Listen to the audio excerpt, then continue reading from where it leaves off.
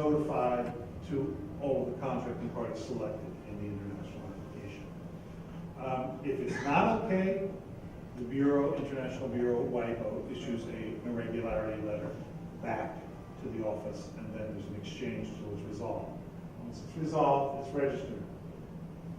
Notification of international registration, that's this, goes to the office of each designated contracting party in the international registration, one or more. And that's where the substantive examination takes place.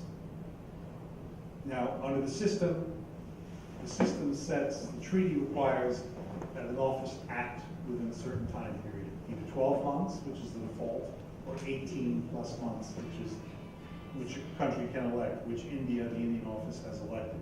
They want the right to examine 18 months to do an examination of an application they receive.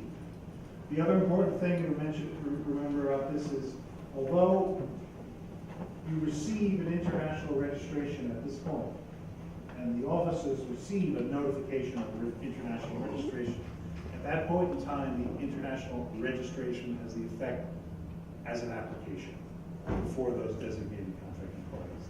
They do the substantive examination, and after a certain period of time, if no refusal is issued, it automatically takes effect.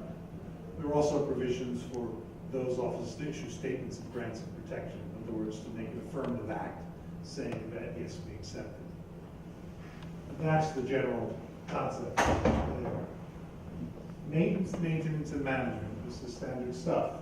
You have an international registration. It has to be renewed every 10 years. The international registration and all the designations in it can be renewed by filing one document with the International Bureau. And that's where some of the real savings can come in terms of the limited system. The rest, what I say to there's also the possibility of subsequent designation. You file an international application, you designate 5 countries, and then later on in time you want to expand the scope of that, or expand the number of countries that's covered by that international registration. You can subsequently designate them. They will have a later filing date and a later registration. But it'll still go through the But it'll still go through they'll still be tied to, yes, they have to go through all of the usual procedure at the level of the office of a designated contracting party.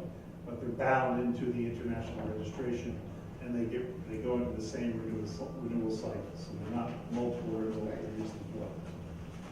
Management, the last aspect of it all, are things that you're, I'm sure, commonly aware of. You can report a change in ownership, goods and services with respect to one or more designated contracting parties, renounce goods and services, cancel them, change names and addresses, appoint domestic representatives for the international registration. When I say domestic representative, I mean somebody